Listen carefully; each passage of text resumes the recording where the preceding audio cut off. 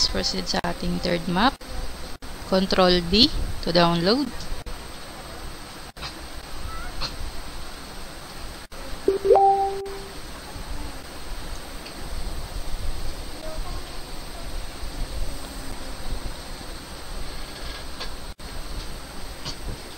Yes. Dito, pwede tayong gumamit ulit ng ating E-tool, square tool. And then, I use repair tool, Z. And, kamali ako. So, gagamit ako ng backspace to delete, to point. Ayan. Then,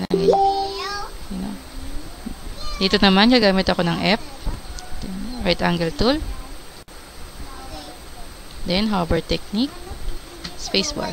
And ito, meron tayong maliit na backyard house. Capture din natin yan using E-tool. Oops. Kamali. So, to delete, select natin yung label, then press B.